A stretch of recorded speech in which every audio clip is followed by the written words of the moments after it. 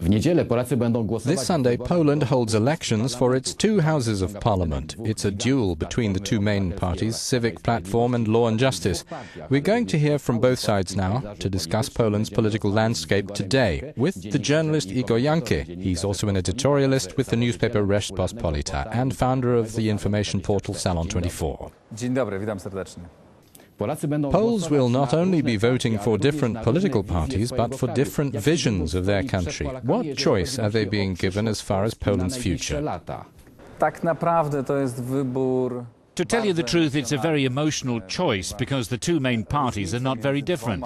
Głównymi ugrupowaniami nie są aż tak wielkie. The disagreement mainly centers around the question of whether Poland must be reformed in a more dynamic way, if its sovereignty must be heightened, including within the European Union.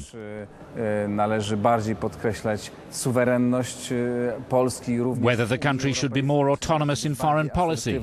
W polityce zagranicznej i whether the time has come to take difficult decisions, for instance, concerning the economy.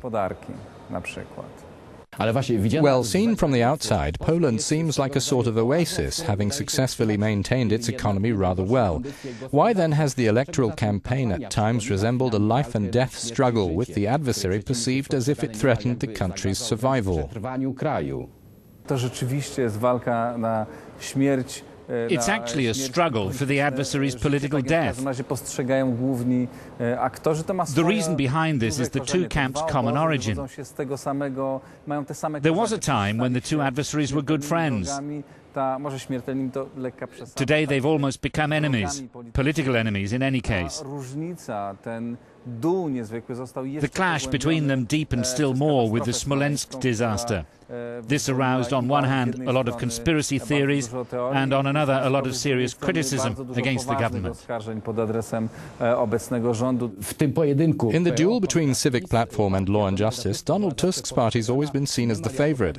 Then suddenly, in recent public surveys, we see that his adversary Jarosław Kaczyński has very nearly caught up to him. How did this happen? The Civic Platform's position is the hardest because after 4 years in government, opinion is very widespread that Tusk's team has failed to resolve numerous problems. They say it themselves, we've not done everything there was to do, but now we're going to try to do it better. It's not the sort of message that's going to sweep the voters off their feet. Law and Justice benefit from this in quite a clever way, pointing out all the government's faults. They're building up an image of Jarosław Kaczyński as the alternative national leader. Narodu, dla człowieka, który jest w stanie w odpowiedzialny sposób prowadzić rząd. Just the two parties dominate. Where's the Polish left? The Democratic Left Alliance SLD party shows 6 to 8% of voter intentions. Are the polls so much to the political right? Z jednej strony polskie społeczeństwo jest dużo. On one side the polls are, yes, more conservative than most other people. Lewica rzeczywiście jest. The left is very clearly in a full-blown crisis. That's partly due to their not having a strong leader in their midst. Thanks to that, Civic Platform has cleverly managed to win over part of the left's voters, eroding the SLD still further.